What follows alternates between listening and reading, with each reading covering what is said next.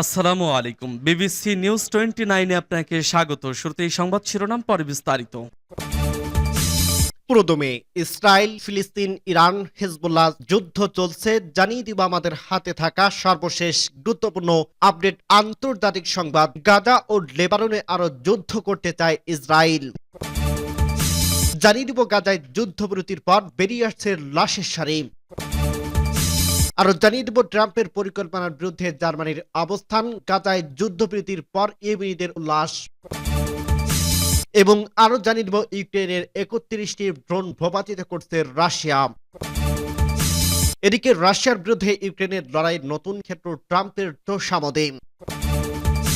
সর্বশেষ জানিয়ে দেব প্রথম দিনেই বাইডেনের অনেক গুরুত্বপূর্ণ নীতি বাতিলের প্রতিশ্রুতি ট্রাম্পের। শুনছিলেন সংবাদ শিরোনাম, এরপর বিস্তারিত। তার আগে অনুরোধ থাকবে, ভিডিওটি যদি ভালো লেগে থাকে ভিডিওটিতে একটি লাইক এবং কমেন্ট করে জানিয়ে দিন ভিডিও সম্পর্কে আপনার মূল্যবান মতামত, এবং আরো কমেন্ট করে জানিয়ে দিন ভিডিওটি আপনি কোথা থেকে দেখছেন এবং শুনছেন। গাজা, লেবাননে আরো যুদ্ধ করতে চায় ইসরায়েল। ইসরায়েলি সেনাপ্রধান বলছে তারা গাজা, পশ্চিম তীর এবং লেবাননে আরো যুদ্ধ চালিয়ে যেতে চায়। এর জন্য তিনি তার বাহিনীকে নির্দেশনা দিয়েছেন। কাতার ভিত্তিক সংবাদ মাধ্যম আল জাজিরা সোমবার 20 জানুয়ারি এক প্রতিবেদনে এ তথ্য জানিয়েছে। গাজার নিয়ন্ত্রণকারী ফিলিস্তিনি প্রতিরোধ আন্দোলন হামাসের সাথে 15 মাসের যুদ্ধের পর যুদ্ধবিরতি কার্যকর হওয়ার পরপরই এমন কথা বলেন ইসরায়েলি সেনাপ্রধান হার্জি হাভেলি। এক বিবৃতিতে তিনি বলেন, গাজা উপত্যকায় তীব্র প্রতিরক্ষা প্রস্তুতির পাশাপাশি আমাদের নাগরিকদের কাছে পৌঁছানোর আগেই সন্ত্রাসীদেরকে আটকাতে এবং এর ধারার জন্য আগামী দিনে জুডিয়া এবং সামারিয়াতে গুরুত্বপূর্ণ অভিযানের জন্য আমাদের প্রস্তুত থাকতে হবে। জুডিয়া ও সামারিয়া হলো পশ্চিম তীরের একটি অধিকৃত এলাকা। তিনি গাজা উপত্যকা এবং লেবাননের যুদ্ধ চালিয়ে যেতে একটি পরিকল্পনা প্রণয়নের জন্য তার বাহিনীকে নির্দেশনা দেন। গাজায় যুদ্ধবিরতির পর বেরিয়ে আসছে লাশের সারি। হামাস ও ইসরায়েলের মধ্যে যুদ্ধবিরতি শুরুর পর বাস্তুত হাজার হাজার গাজাবাসী তাদের বাড়ি ফিরতে শুরু করছে।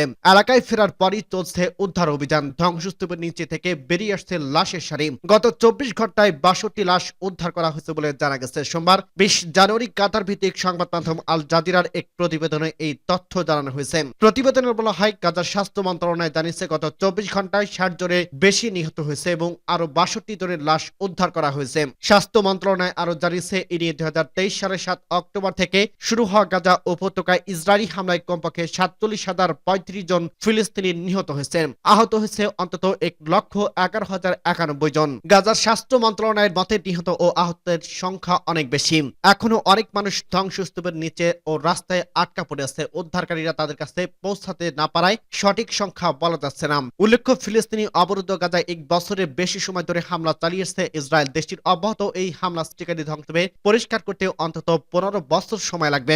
এজন্য প্রতিদিন 100টি লরি ব্যবহার করতে হবে। জাতিসংঘের হিসাব মতে গাজায় ভবন ধসে এবং এ পর্যন্ত 42 মিলিয়ন টনের বেশি ধ্বংসস্তূপ জমা হয়েছে। এই ধ্বংসস্তূপগুলো যদি একসাথে এক জায়গায় রাখা হয় তাহলে তা মিশরের 11টি গ্রেট পিরামিডের সমান হবে। এই ধ্বংসস্তূপ সরাতে ব্যয় হবে 500 থেকে 600 বিলিয়ন মার্কিন ডলার, যা বাংলাদেশি মুদ্রায় 7,000 কোটি টাকার বেশি। ইউএন এনভায়রনমেন্ট প্রোগ্রামের হিসাব অনুসারে গাজায় 1,37,297টি ভবন ক্ষতিগ্রস্ত হয়েছে, যা অন্তটির মোট ভবনের অর্ধেকের বেশি। ক্ষতিগ্রস্ত ভবনের মধ্যে 1/4 পুরোপুরি বিধ্বস্ত হয়ে গেছে। এছাড়া 1/10 মারাত্মকভাবে ক্ষতিগ্রস্ত হয়েছে এবং 1/3 বেশ খানিকটা ক্ষতিগ্রস্ত হয়েছে। এসব ভবনের ধ্বংসস্তূপ সরিয়ে ফেলার জন্য 250 থেকে 500 হেক্টর জমি প্রয়োজন পড়বে।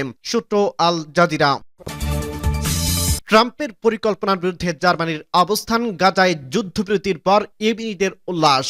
নাইজেরিয়ার পররাষ্ট্র মন্ত্রণালয় ঘোষণা করছে যে দেশটির ব্রিক্সের অংশীদার হিসেবে তার মর্যাদার সুযোগ ব্যবহার করে উন্নয়ন লক্ষ্যের সঙ্গে সংগতিপূর্ণ কৌশলগত অংশীদারিত্বকে এগিয়ে নেবে এবং গ্রুপের সদস্য দেশগুলোর সহযোগিতা জোরদার করবে। ইরানের প্রতি ফিলিস্তিনি প্রতিরোধ সংঘ হামাসের প্রশংসা। গাজায় যুদ্ধবিরতি বাস্তবায়নের খবরে ইয়েমেনি জনগণের আনন্দ মিছিল। ইরানি সশস্ত্র বাহিনীর প্রধানের পাক সফর। ন্যাটোর সামরিক ব্যয় বৃদ্ধি। ট্রাম্পের পরিকল্পনার বিরুদ্ধে জার্মানিদের বিরোধিতা। ট্রাম্পের শপথ গ্রহণের প্রাক্কালে ওয়াশিংটনের বিক্ষোভ এবং ইরানের নতুন ক্ষেপণাস্ত্র সম্পর্কে ইউরোপীয় মিডিয়ার বিস্ময়। ইরান ও বিশ্বের সর্বশেষ খবর নিয়ে পার্সটোরের আজকের সংক্ষিপ্ত বিশ্ব সংবাদ সাজানো হয়েছে। দি আরবি রিকগনিশন ওয়েবসাইট ভূমি থেকে আকাশে নিক্ষেপযোগ্য ক্ষেপণাস্ত্র 359 উন্মোচন। ইরানের ক্ষেপণাস্ত্র, ড্রোন ও ক্ষমতার ক্ষেত্রে একটি বড় পদক্ষেপ এবং ইরানি ইসলামী প্রজাতন্ত্র প্রতিরক্ষা প্রযুক্তিতে একটি উল্লেখযোগ্য অগ্রগতি হিসেবে মূল্যায়ন করছে।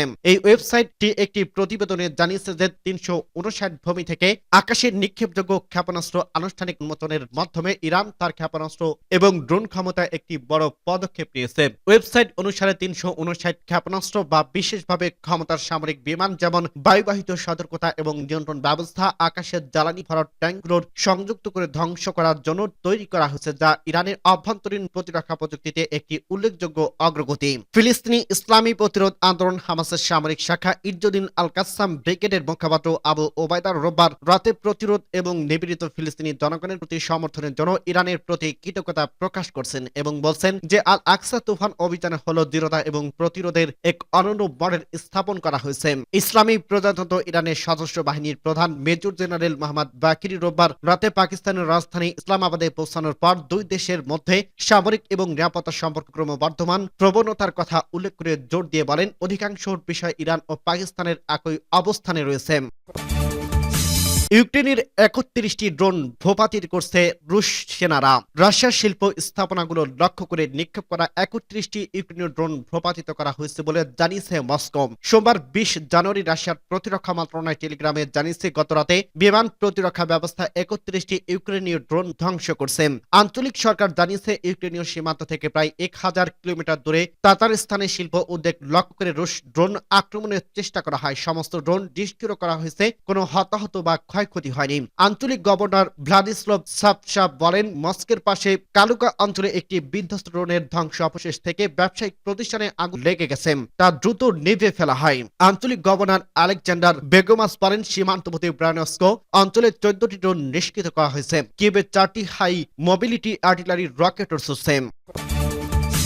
রাশিয়ার বিরুদ্ধে ইউক্রেনের লড়াইয়ের নতুন ক্ষেত্রে ট্রাম্পের তোষামোদি।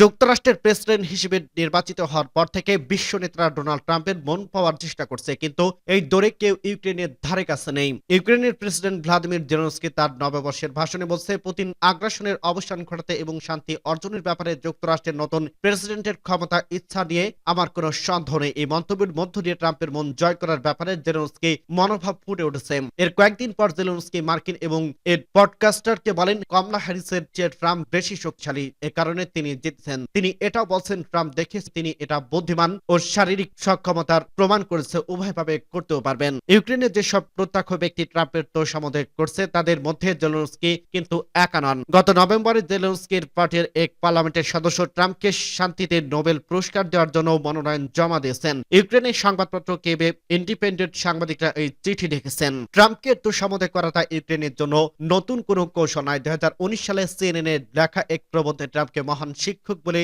উল্লেখ করছে জেলেনস্কি। তখন জো বাইডেন ও তার ছেলে হান্টার বাইডেনের বিরুদ্ধে তদন্ত চালাতে আহ্বান জানিয়েছিল প্রথম মেয়াদে ক্ষমতায় থাকা ট্রাম্প। ইউক্রেন রাশিয়া হামলা আগামী ফেব্রুয়ারি মাসে ৩ বছর পূর্ণ হতে যাচ্ছে। এভাবে দিনের পর দিন ইউক্রেনের দুর্দশা অব্যাহত থাকতে পারে না। ২০২৫ সালে রাশিয়ার বিরুদ্ধে ইউক্রেনের কোণঠাসা অবস্থান চলে গেছে। পূর্ব দিকে রুশদের অগ্রগতি ঠেকাতে ইউক্রেনের সেনারা খাবি খাচ্ছেন। সেখানে ইউক্রেনের চেয়ে রাশিয়ার সংখ্যা অনেক বেশি। রাশিয়ার অধিকৃত অঞ্চলগুলো দেশটির সাহসা উদ্ধার করতে পারবে, এর সম্ভাবনা ক্রমশ কমে আসছে। প্রথম দিনে বাইডেনের অনেক গুরুত্বপূর্ণ নীতি বাতিলের প্রতিশ্রুতি ট্রাম্পের। যুক্তরাষ্ট্রের নবনির্বাচিত প্রেসিডেন্ট ডোনাল্ড ট্রাম্পের ক্ষমতা গ্রহণের প্রথম দিনেই নির্বাহী আদেশের মাধ্যমে অভিবাসন, জ্বালানি নীতি এবং কেন্দ্রীয় সরকারের কর্মকাণ্ড নিয়ে এক্সর নীতি অগ্রাধিকারের ভিত্তিতে বাস্তবায়ন করবেন। গত রোববার ট্রাম্প জানিয়েছেন, প্রথম দিনেই তিনি প্রায় ১০০ নির্বাহী আদেশে সই করবেন। এসব আদেশের অনেকগুলো বাইডেন প্রশাসনে বাস্তবায়ন করা বিভিন্ন নীতিমালাকে উল্টে দেওয়া হবে বলে বাতিল করে দেওয়া হবে। ট্রাম্পের নীতি বিষয়ক নতুন deputy chief of staff Stephen বিলার রোববার বিকেলে রিপাবলিকান পার্টির জ্যেষ্ঠ কংগ্রেস সদস্যদের সঙ্গে ট্রাম্পের নির্বাহী আদেশের বিষয়বস্তু নিয়ে আলোচনা করছেন। এই আলোচনা সম্পর্কে অবগত এমন দুটি সূত্র জানায়, রিপাবলিকান পার্টির নেতাদের আলোচনায় ট্রাম্পের নির্বাহী আদেশের সংক্ষিপ্ত সার নিয়ে আলোচনা হয়েছে, নীতিমালা নিয়ে বিস্তারিত কথা হয়নি। সোমবার বাংলাদেশের সময় রাত ১১টার দিকে ৪৭তম মার্কিন প্রেসিডেন্ট হিসেবে শপথ নিতে যাচ্ছেন ডোনাল্ড ট্রাম্প। সাধারণ ক্যাপিটাল হিসেবে কংগ্রেসের ভবনের সামনেই খোলা স্থানেই মার্কিন প্রেসিডেন্ট শপথ অনুষ্ঠান হয়ে থাকে। কিন্তু তাপমাত্রা হিমাঙ্কের নিচে চলে যায়। এবার তা হবে কংগ্রেস ভবনের ভেতরে ক্যাপিটল রোটুন্ডায়। আইন প্রণেতাদের সঙ্গে আলোচনায় স্টিফেন মিলার বলেন, নানা দীর্ঘ পরিকল্পনা প্রতিফলন থাকছে, সেই সঙ্গে অভিবাসন সংক্রান্ত পদক্ষেপও থাকছে, সীমান্তে জরুরি অবস্থা জারির বিষয়টিও থাকছে। ট্রাম্প মাদক চোরাকারবারি সংশ্লিষ্ট অনেকগুলো গোষ্ঠীকে বিদেশি সশস্ত্র সংগঠন হিসেবে তালিকাভুক্ত করবেন। তিনি তার প্রথম মেয়াদে অভিবাসন সুরক্ষা প্রোটোকল নীতি পুনরায় কার্যকর করবেন। এই নীতিতে সাধারণভাবে রিমেইন ইন মেক্সিকো বা মেক্সিকোতেই থাকুন পরিচিত।